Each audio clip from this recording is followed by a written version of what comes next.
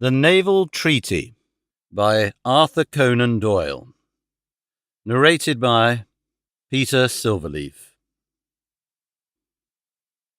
The July which immediately succeeded my marriage was made memorable by 3 cases of interest, in which I had the privilege of being associated with Sherlock Holmes and of studying his methods. I find them recorded in my notes under the headings of The Adventure of the Second Stain, The Adventure of the Naval Treaty, and The Adventure of the Tired Captain. The first of these, however, deals with interest of such importance and implicates so many of the first families in the kingdom that for many years it will be impossible to make it public.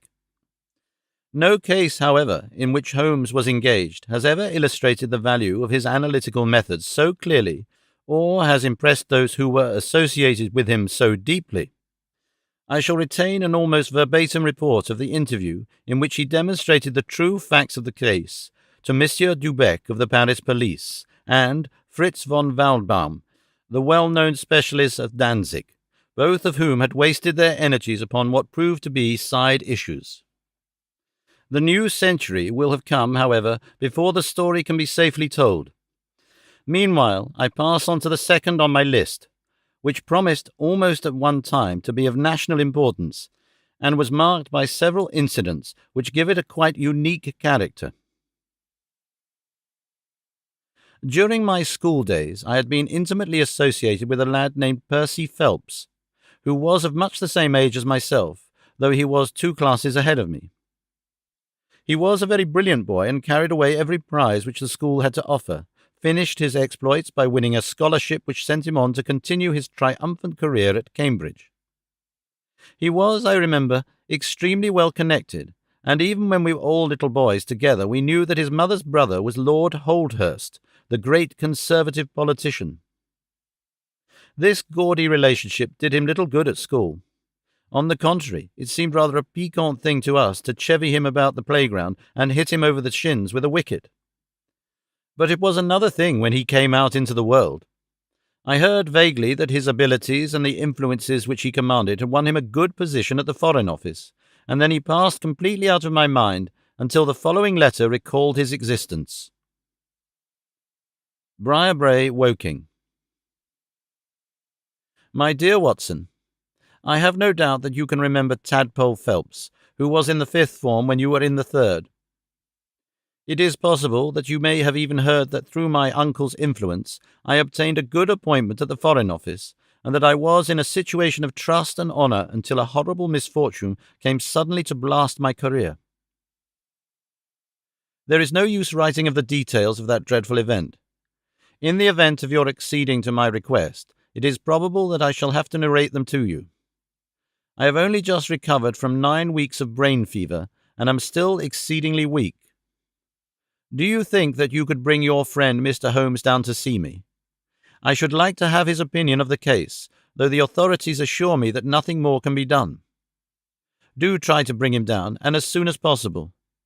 Every minute seems an hour while I live in this state of horrible suspense.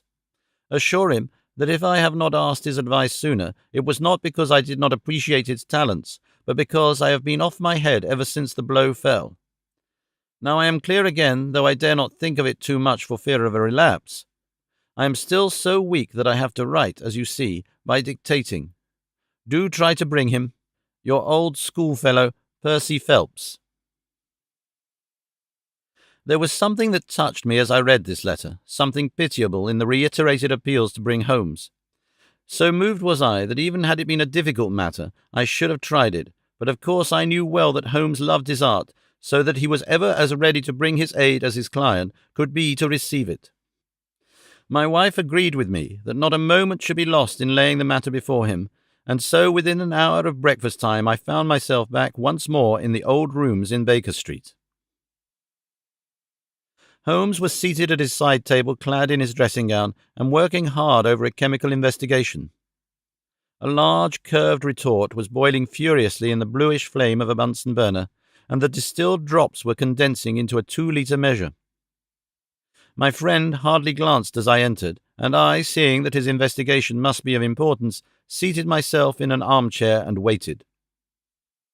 He dipped into this bottle or that, drawing out a few drops of each with his glass pipette, and finally brought a test tube containing a solution over to the table. In his right hand he held a slip of litmus paper. "You come at a crisis, Watson," said he. "If this paper remains blue, all is well. If it turns red, it means a man's life." He dipped it into the test tube, and it flushed at once into a dull, dirty crimson. I thought as much," he cried. "I will be at your service in an instant, Watson. You will find tobacco in the Persian slipper." He turned to his desk and scribbled off several telegrams, which were handed over to the page boy. Then he threw himself down into the chair opposite and drew up his knees until his fingers clasped round his long, thin shins. "A very commonplace little murder," said he. "You've got something better, I fancy. You are the stormy petrel of crime, Watson. What is it?"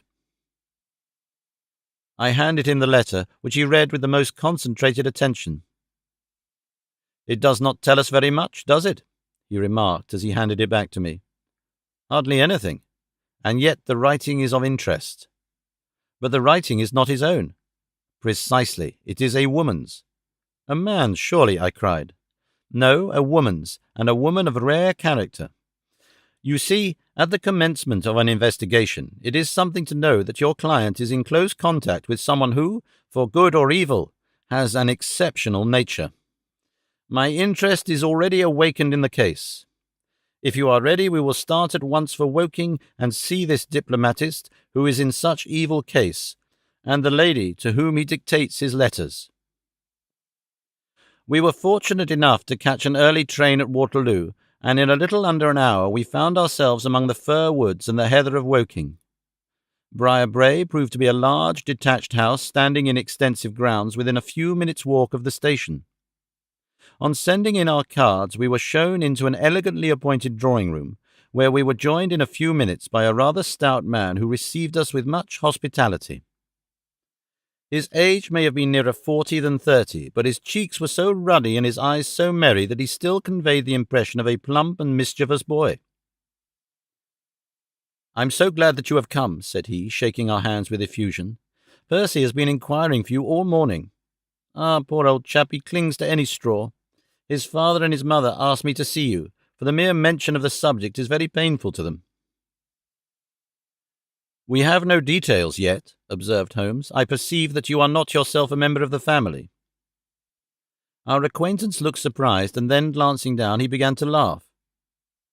"Of course, you saw the J.H. monogram on my locket," said he.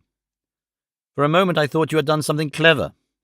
Joseph Harrison is my name, and as Percy is to marry my sister, Annie, I shall at least be a relation by marriage. You will find my sister in his room, for she has nursed him hand and foot this 2 months back. Perhaps we had better go in at once, for I know how impatient he is." The chamber in which we were shown was on the same floor as the drawing-room. It was furnished partly as a sitting and partly as a bedroom, with flowers arranged daintily in every nook and corner. A young man, very pale and worn, was lying upon a sofa near the open window, through which came the rich scent of the garden and the balmy summer air. A woman was sitting beside him, who rose as we entered. "Shall I leave, Percy?" she asked. He clutched her hand to detain her. "How are you, Watson?" said he cordially. "I should never have known you under the moustache, and I dare say you would not be prepared to swear to me. This, I presume, is your celebrated friend, Mr. Sherlock Holmes." I introduced him in a few words, and we both sat down. The stout young man had left us, but his sister still remained, with her hand in that of the invalid. She was a striking-looking woman, a little short, thick for symmetry, but with a beautiful olive complexion, large, dark Italian eyes, and a wealth of deep black hair. Her rich tints made the white face of her companion the more worn and haggard by the contrast. "I won't waste your time," said he, raising himself upon the sofa. "I'll plunge into the matter without further preamble. I was a happy and successful man, Mr. Holmes, and on the eve of being married, when a sudden and dreadful misfortune wrecked all my prospects in life. I was, as Watson may have told you, in the Foreign Office, and through the influences of my uncle, Lord Holdhurst, I rose rapidly to a responsible position. When my uncle became foreign minister in this administration, he gave me several missions of trust, and as I always brought them to a successful conclusion, he came at last to have the utmost confidence in my ability and tact. Nearly 10 weeks ago, to be more accurate, on the 23rd of May, he called me into his private room, and after complimenting me on the good work which I had done, he informed me that he had a new commission of trust for me to execute. "This," said he, taking a grey roll of paper from his bureau, "is the original of that secret treaty between England and Italy, of which I regret to say some rumours have already got into the public press. It is of enormous importance that nothing further should leak out. The French or the Russian embassy would pay an immense sum to learn the contents of these papers. They should not leave my bureau were it not that it is absolutely necessary to have them copied. You have a desk in your office?" "Yes, sir." "Then take the treaty and lock it up there.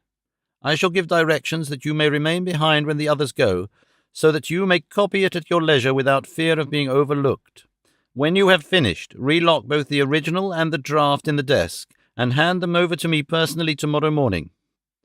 I took the papers and— "Excuse me an instant," said Holmes. "Were you alone during this conversation?" "Absolutely." "In a large room?" 30 feet each way. "In the centre?" "Yes, about it." "And speaking low?" "My uncle's voice is always remarkably low. I hardly spoke at all." "Thank you," said Holmes, shutting his eyes. "Pray, go on." I did exactly what he indicated, and waited until the other clerks had departed. One of them in my room, Charles Gorrat, had some arrears of work to make up, so I left him there and went out to dine.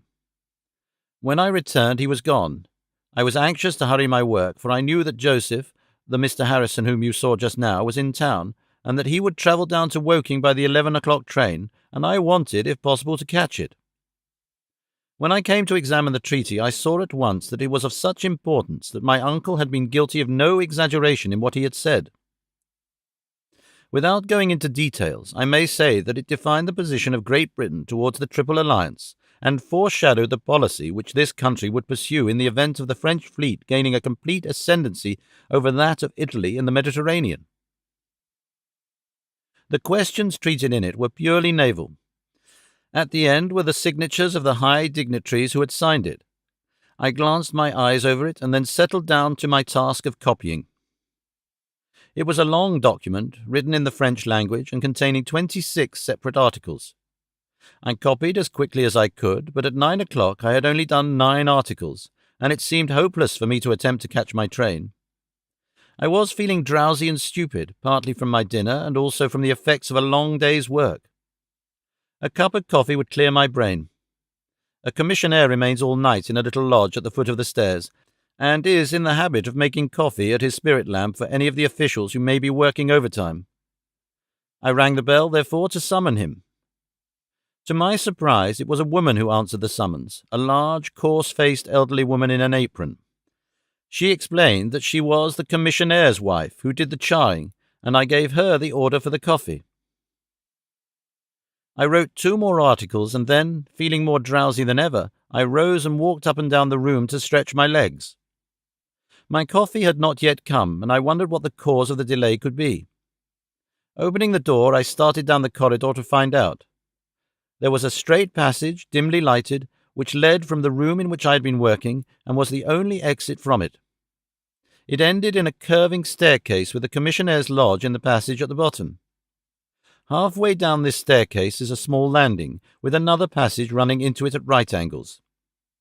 This second one leads by means of a second small stair to a side door, used by servants, and also as a short cut by clerks when coming from Charles Street. Here is a rough chart of the place. "Thank you. I think that I quite follow you," said Sherlock Holmes. "It is of the utmost that you should notice this point. I went down the stairs and into the hall, where I found the commissionaire fast asleep in his box, with the kettle boiling furiously upon the spirit lamp.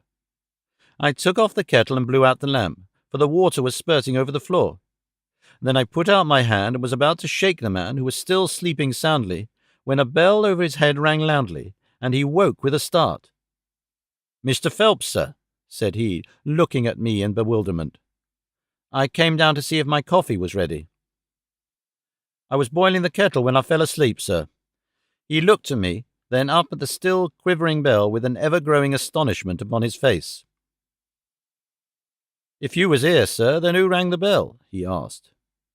"The bell?" I cried. "What bell is it?" "It's the bell of the room you were working in." A cold hand seemed to close round my heart. Someone then was in that room where my precious treaty lay upon the table. I ran frantically up the stairs and along the passage. There was no one in the corridors, Mr. Holmes. There was no one in the room. All was exactly as I left it, save only that the papers which had been committed to my care had been taken from the desk on which they lay. The copy was there, and the original was gone. Holmes sat up in his chair and rubbed his hands. I could see that the problem was entirely to his heart. "Pray, what did you do then?" he murmured. I recognized in an instant that the thief must have come up the stairs from the side door. Of course, I must have met him if I had come the other way. "You were satisfied that he could not have been concealed in the room all the time, or in the corridor which you have just described as dimly lighted?" "It is absolutely impossible. A rat could not conceal himself either in the room or the corridor. There is no cover at all." "Thank you. Pray proceed." The commissionaire, seeing by my pale face that something was to be feared, had followed me upstairs. Now we both rushed along the corridor and down the steep steps which led to Charles Street. The door at the bottom was closed, but unlocked. We flung it open and rushed out. I can distinctly remember that as we did so there came 3 chimes from a neighbouring clock. It was 10:15. "That is of enormous importance," said Holmes, making a note upon his shirt cuff. The night was very dark, and a thin, warm rain was falling. There was no one in Charles Street, but a great traffic was going on as usual in Whitehall, at the extremity. We rushed along the pavement, bareheaded as we were, and at the far corner we found a policeman standing. "A robbery has been committed," I gasped. "A document of immense value has been stolen from the Foreign Office. Has anyone passed this way?" "I have been standing here for a quarter of an hour, sir," said he. "The only person has passed during that time, a woman, tall and elderly, with a Paisley shawl." "Ah, that was my wife," said the commissionaire. "Has no one else passed?" "No one." "Then it must be the other way that the thief took," cried the fellow, tugging at my sleeve. But I was not satisfied, and the attempts which he made to draw me away increased my suspicions. "Which way did the woman go?" I cried. "I dunno, sir. I noticed her pass, but I had no special reason for watching her. She seemed to be in a hurry." "How long ago was it?" "Oh, not very many minutes." "Within the last 5? Well, it could not have been more than 5.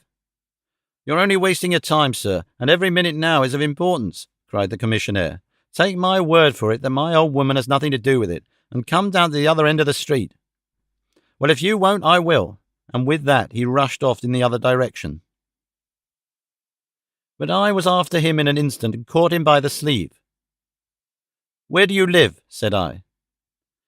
16 Ivy Lane, Brixton," he answered. "But don't let yourself be drawn away upon a false scent, Mr. Phelps. Come to the other end of the street and let us see if we can hear of anything." Nothing was to be lost by following his advice. With the policeman we both hurried down, but only to find the street full of traffic, many people coming and going, but all only too eager to get to a place of safety upon so wet a night. There was no lounger who could tell us who had passed. Then we returned to the office and searched the stairs and the passage without result. The corridor which led to the room was laid down with a kind of creamy linoleum, which shows an impression very easily. We examined it very carefully, but found no outline of any footmark. Had it been raining all the evening? Since about 7. How is it, then, that the woman who came into the room about 9 left no traces with her muddy boots? I'm glad you raised the point. It occurred to me at the time. The charwomen are in the habit of taking off their boots at the commissionnaire's office and putting on list slippers.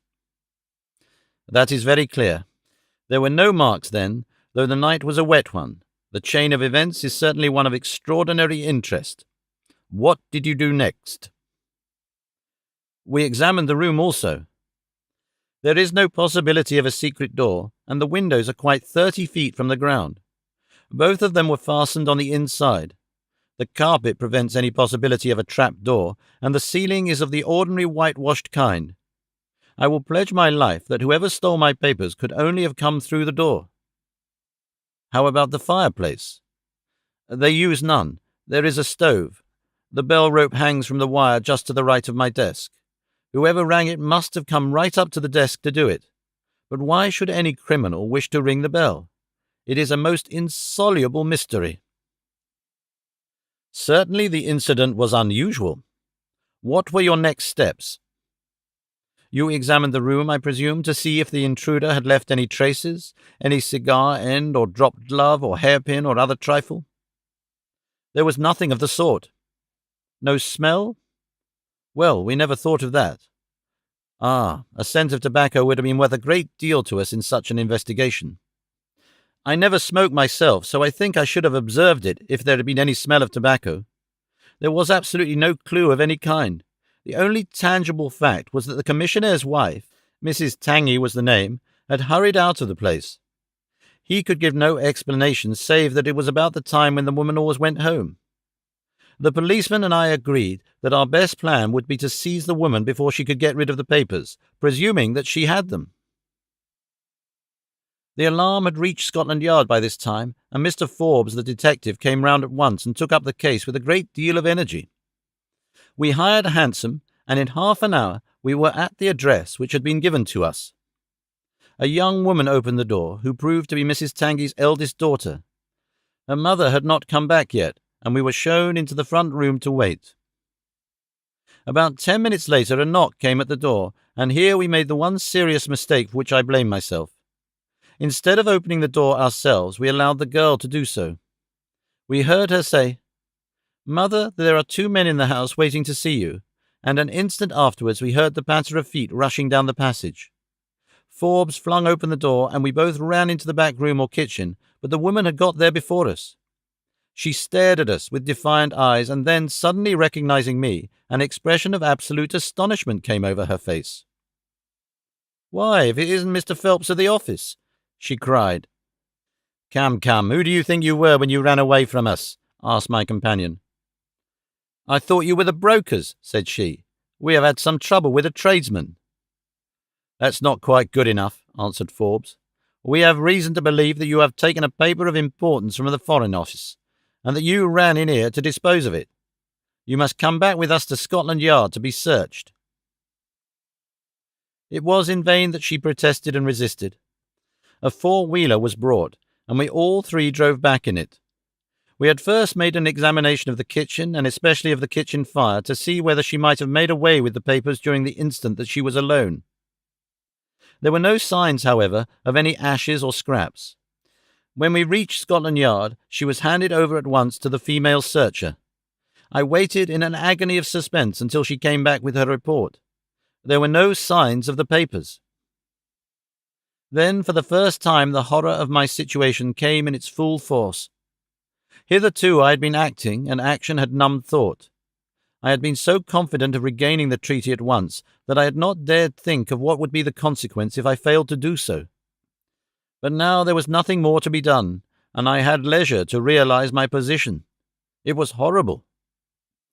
Watson there would tell you that I was a nervous, sensitive boy at school.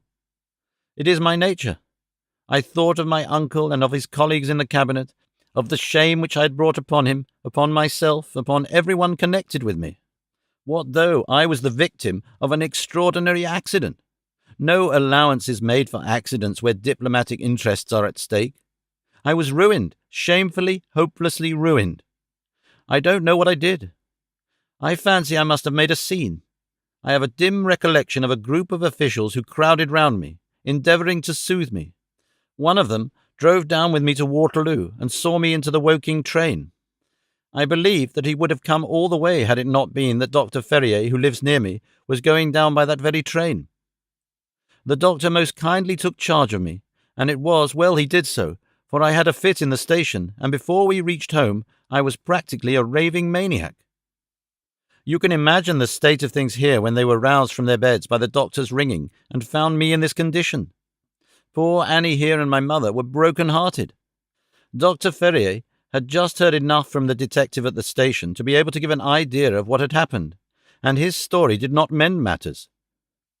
It was evident to all that I was in for a long illness. So Joseph was bundled out of this cheery bedroom, and it was turned into a sick room for me. Here I have lain, Mr. Holmes, for over 9 weeks, unconscious and raving with brain fever. If it had not been for Miss Harrison here, and for the doctor's care, I should not be speaking to you now. She has nursed me by day, and a hired nurse has looked after me by night, for in my mad fits I was capable of anything. Slowly, my reason has cleared, but it is only during the last 3 days that my memory has quite returned. Sometimes I wish that it never had. The first thing that I did was to wire to Mr. Forbes, who had the case in hand. He came out and assures me that, though everything has been done, no trace of a clue has been discovered. The commissionaire and his wife have been examined in every way without any light being thrown upon the matter. The suspicions of the police then rested upon young Gorot, who, as you may remember, stayed overtime in the office that night. His remaining behind and his French name were really the only 2 points which could suggest suspicion. But as a matter of fact, I did not begin work until he had gone, and his people are of Huguenot extraction, but as English in sympathy and tradition as you and I are. Nothing was found to implicate him in any way, and there the matter dropped. I turn to you, Mr. Holmes, as absolutely my last hope.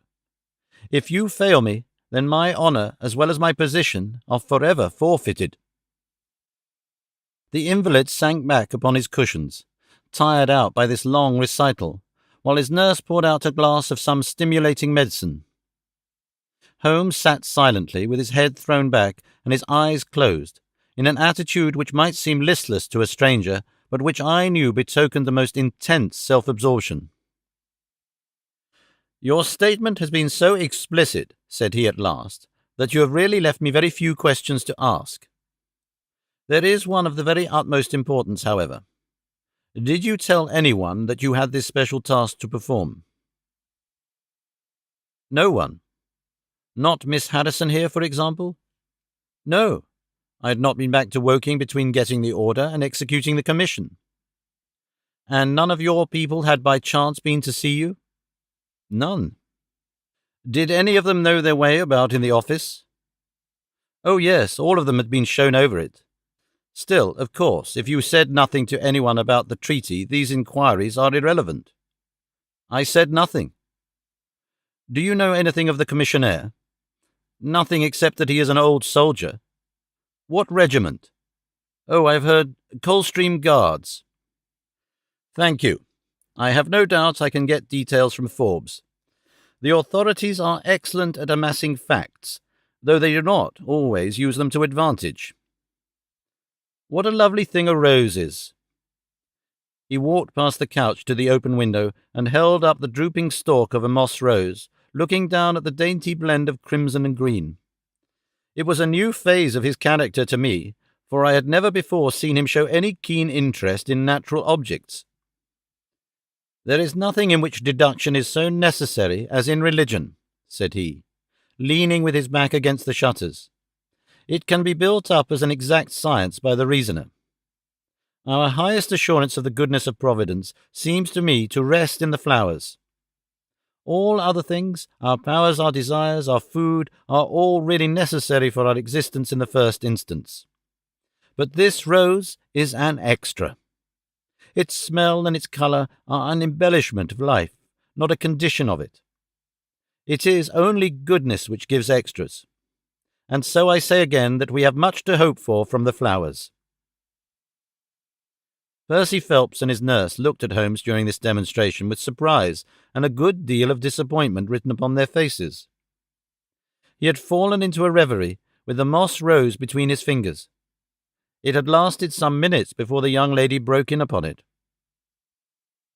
"Do you see any prospect of solving this mystery, Mr. Holmes?" she asked, with a touch of asperity in her voice. "Oh, the mystery," he answered, coming back with a start to the realities of life. "Well, it would be absurd to deny that the case is a very abstruse and complicated one, but I can promise you that I will look into the matter and let you know any points which may strike me." "Do you see any clue?" You have furnished me with 7, but of course I must test them before I can pronounce upon their value. You suspect someone? I suspect myself. What? Of coming to conclusions too rapidly. Then go to London and test your conclusions. Your advice is very excellent, Miss Harrison, said Holmes, rising. I think, Watson, we cannot do better. Do not allow yourself to indulge in false hopes, Mr. Phelps. The affair is a very tangled one. I shall be in a fever until I see you again, cried the diplomatist. I will come out by the same train tomorrow, though it's more likely that my report will be a negative one. God bless you for promising to come, cried our client. It gives me fresh life to know that something is being done. By the way, I have had a letter from Lord Holdhurst. Ah, what did he say? He was cold but not harsh. I dare say my severe illness prevented him from being that. He repeated that the matter was of the utmost importance, and added that no steps would be taken about my future, by which he means, of course, my dismissal, until my health was restored and I had an opportunity of repairing my misfortune. Well, that was reasonable and considerate, said Holmes. Come, Watson, for we have a good day's work before us in town. Mr. Joseph Harrison drove us down to the station, and we were soon whirling up in a Portsmouth train. Holmes was sunk in profound thought, and hardly opened his mouth until we had passed Clapham Junction. It's a very cheery thing to come into London by any of these lines which run high and allow you to look down upon the houses like this. I thought he was joking, for the view was sordid enough, but he soon explained himself. Look at those big, isolated clumps of building rising up above the slates, like brick islands in a lead-coloured sea. The board schools. Lighthouses, my boy. Beacons of the future, capsules with hundreds of bright little seeds in each, out of which will spring the wise, better England of the future. I suppose that man Phelps does not drink? I should not think so. Nor should I, but we are bound to take every possibility into account. The poor devil has certainly got himself into very deep water, and it's a question whether we shall ever be able to get him ashore. What do you think of Miss Harrison? A girl of strong character. Yes, but she is a good sort, or I am mistaken. She and her brother are the only children of an iron master somewhere up Northumberland way. He got engaged to her when travelling last winter, and she came down to be introduced to his people with her brother as escort. Then came the smash, and she stayed on to nurse her lover, while brother Joseph, finding himself pretty snug, stayed on too. I've been making a few independent inquiries, you see. But today must be a day of inquiries. My practice, I began. Oh, if you find your own cases more interesting than mine, said Holmes with some asperity. I was going to say that my practice could get along very well for a day or two, since it is the slackest time in the year. Excellent, said he, recovering his good humour. Then we'll look into this matter together. I think we should begin by seeing Forbes. He can probably tell us all the details we want until we know from what side the case is to be approached. You said you had a clue. Well, we have several, but we can only test their value by further inquiry. The most difficult crime to track is the one which is purposeless. Now this is not purposeless. Who is it who profits by it? There is the French ambassador, there is the Russian, there is whoever might sell it to either of these, and there is Lord Holdhurst. Lord Holdhurst? Well, it is just conceivable that a statesman might find himself in a position where he was not sorry to have such a document accidentally destroyed. Not a statesman with the honourable record of Lord Holdhurst. It is a possibility, and we cannot afford to disregard it. We shall see the noble lord today and find out if he can tell us anything. Meanwhile, I have already set inquiries on foot. Already? Yes, I sent wires from Woking Station to every evening paper in London. This advertisement will appear in each of them. He handed over a sheet torn from a notebook. On it was scribbled in pencil, £10 reward. The number of the cab which dropped a fare at or about the door of the Foreign Office in Charles Street at 9:45 in the evening of May 23rd. Apply 221B Baker Street. You are confident that the thief came in a cab? If not, there is no harm done, But if Mr. Phelps is correct in stating that there is no hiding place either in the room or the corridors, then the person must have come from outside.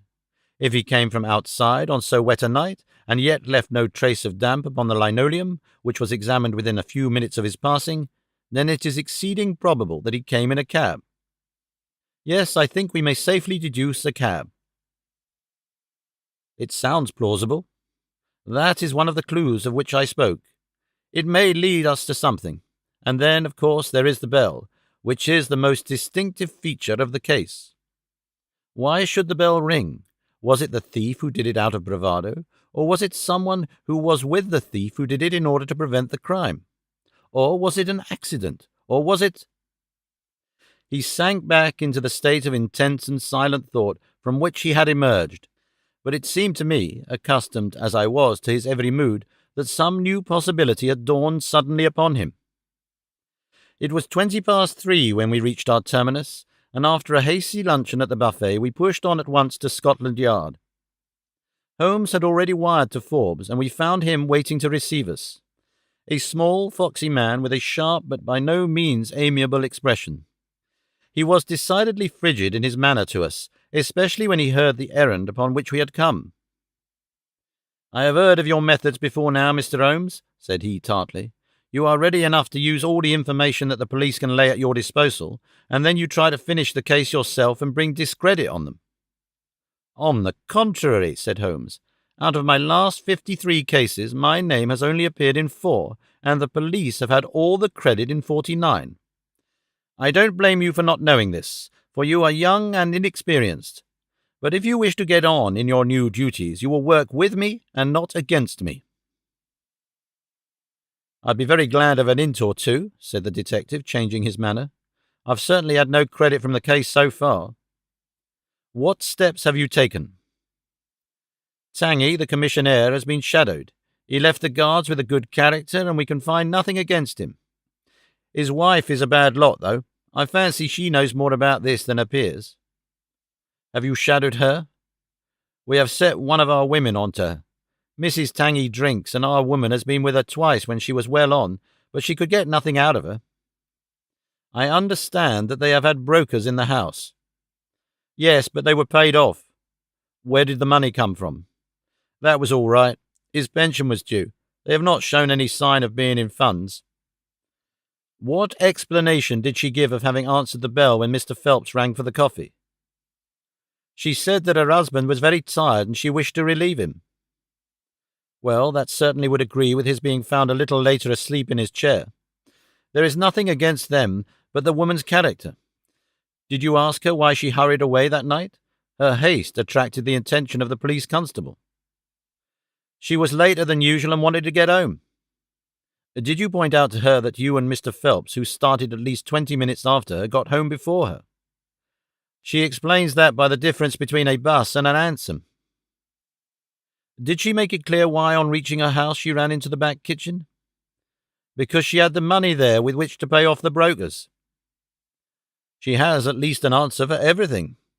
Did you ask her whether in leaving she met anyone or saw anyone loitering about Charles Street?" "She saw no one but the constable." "Well, you seem to have cross-examined her pretty thoroughly. What else have you done?" "The clerk, Gorrett, has been shadowed all these 9 weeks, but without result. We can show nothing against him." "Anything else?" "Well, we have nothing else to go upon, no evidence of any kind." "Have you formed a theory about how that bell rang?" "Well, I must confess that it beats me. It was a cool hand, whoever it was, to go and give the alarm like that." "Yes, it was a queer thing to do. Many thanks to you for what you have told me. If I can put the man into your hands, you shall hear from me. Come along, Watson." "Where are we going to now?" I asked as we left the office. "We are now going to interview Lord Holdhurst, the Cabinet Minister and future Premier of England." We were fortunate in finding that Lord Holdhurst was still in his chambers in Downing Street, and on Holmes sending in his card we were instantly shown up. The statesman received us with that old-fashioned courtesy for which he is remarkable, and seated us on the 2 luxuriant lounges on either side of the fireplace. Standing on the rug between us, with his slight, tall figure, his sharp features, thoughtful face, and curling hair prematurely tinged with grey, he seemed to represent that not too common type, a nobleman who is in truth noble. "Your name is very familiar to me, Mr. Holmes," said he, smiling, "and of course I cannot pretend to be ignorant of the object of your visit. There has only been one occurrence in these offices which could call for your attention. In whose interest are you acting, may I ask?" "In that of Mr. Percy Phelps," answered Holmes. "Ah, my unfortunate nephew. You can understand that our kinship makes it the more impossible for me to screen him in any way. I fear that the incident must have a prejudicial effect upon his career." "But if the document is found?" "Ah, that, of course, would be different. I had one or two questions which I wish to ask you, Lord Holdhurst. I shall be happy to give you any information in my power. Was it in this room that you gave your instructions as to the copying of the document?" "It was." "Then you could hardly have been overheard." "It is out of the question." "Did you ever mention to anyone that it was your intention to give anyone the treaty to be copied?" "Never." "You are certain of that?" "Absolutely." "Well, since you have never said so, and Mr. Phelps never said so, and nobody else knew anything of the matter, then the thief's presence in the room was purely accidental. He saw his chance and he took it." The statesman smiled. "You take me out of my province there," said he. Holmes considered for a moment. "There is another very important point which I wish to discuss with you," said he. "You feared, as I understand, that very grave results might follow from the details of this treaty becoming known." A shadow passed over the expressive face of the statesman. "Very grave results indeed." "And have they occurred?" "Not yet." "If the treaty had reached, let us say, the French or Russian Foreign Office, you would expect to hear of it." "I should," said Lord Holdhurst with a wry face. "Since nearly 10 weeks have elapsed, then, and nothing has been heard, it is not unfair to suppose that for some reason the treaty has not reached them." Lord Holdhurst shrugged his shoulders. "We can hardly suppose, Mr. Holmes, that the thief took the treaty in order to frame it and hang it up." "Perhaps he is waiting for a better price." "If he waits a little longer, he will get no price at all. The treaty will cease to be secret in a few months." "That is most important," said Holmes. "Of course, it is a possible supposition that the thief has had a sudden illness." "An attack of brain fever, for example?" asked the statesman, flashing a swift glance at him. "I did not say so," said Holmes imperturbably. "And now, Lord Holdhurst, we have already taken up too much of your valuable time, and we shall wish you good day." "Every success to your investigation, be the criminal who it may," answered the nobleman, as he bowed us out the door. "He's a fine fellow," said Holmes, as we came out into Whitehall. "But he has a struggle to keep up his position. He is far from rich and has many calls. You noticed, of course, that his boots had been resold. Now, Watson, I won't detain you from your legitimate work any longer. I shall do nothing more today unless I have an answer to my cab advertisement. But I should be extremely obliged to you if you would come down with me to Woking tomorrow, and by the same train which we took yesterday." I met him accordingly next morning, and we travelled down to Woking together. He had had no answer to his advertisement, he said, and no fresh light had been thrown upon the case. He had, when he so willed it, the utter immobility of countenance of a Red Indian, and I could not gather from his appearance whether he was satisfied or not with the position of the case. His conversation, I remember, was about the Bertillon system of measurements, and he expressed his enthusiastic admiration of the French savant. We found our client still under the charge of his devoted nurse, but looking considerably better than before. He rose from the sofa and greeted us without difficulty when we entered. "Any news?" he asked eagerly. "My report, as I expected, is a negative one," said Holmes. "I have seen Forbes, and I have seen your uncle, and I have set 1 or 2 trains of inquiry upon foot, which may lead to something." "You have not lost heart, then?" "By no means." God bless you for saying that, cried Miss Harrison. If we keep our courage and our patience, the truth must come out. We have more to tell you than you have for us, said Phelps, reseating himself upon the couch. Yes, we have had an adventure during the night, and one which might have proved to be a serious one. His expression grew very grave as he spoke, and a look of something akin to fear sprang up in his eyes. Do you know, said he, that I begin to believe that I am the unconscious centre of some monstrous conspiracy, and that my life is aimed at as well as my honour? Ah, cried Holmes. It sounds incredible, for I have not, as far as I know, an enemy in the world. Yet from last night's experience I can come to no other conclusion. Pray, let me hear it. You must know that last night was the very first night that I have ever slept without a nurse in the room. I was so much better that I thought I could dispense with one. I had a night light burning, however. Well, about 2 a.m, I had sunk into a light sleep, when I was suddenly aroused by a slight noise. It was like the sound which a mouse makes when it is gnawing a plank, and I lay listening to it for some time under the impression that it must come from that cause. Then it grew louder, and suddenly there came from the window a sharp metallic snick. I sat up in amazement. There could be no doubt what the sounds were now.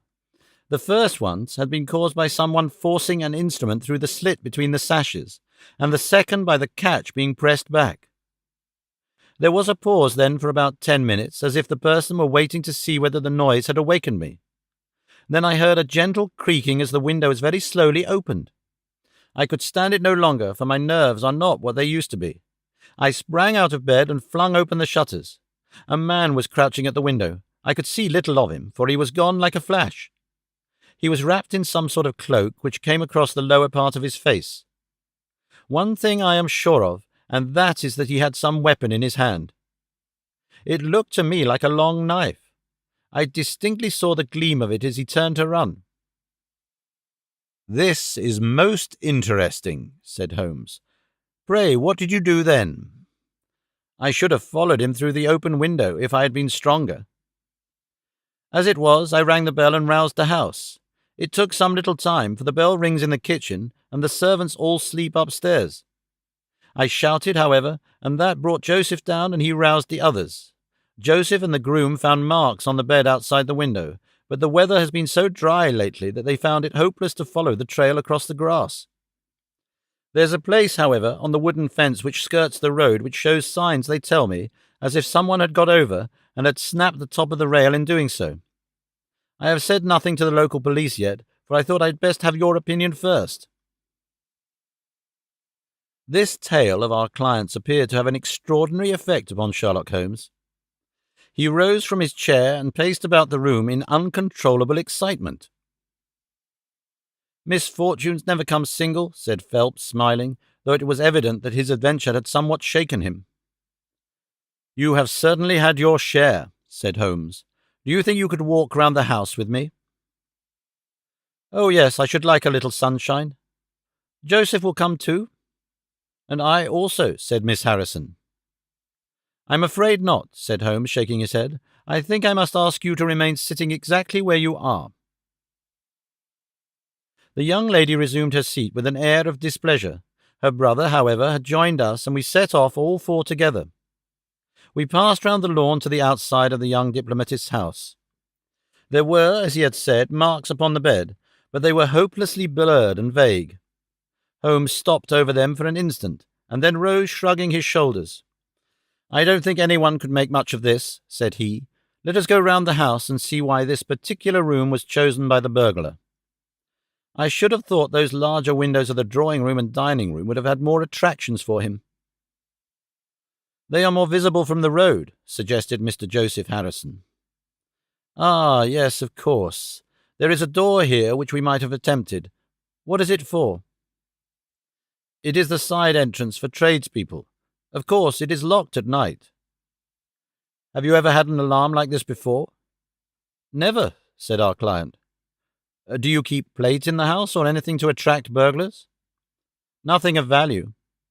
Holmes strolled round the house with his hands in his pockets and a negligent air which was unusual with him.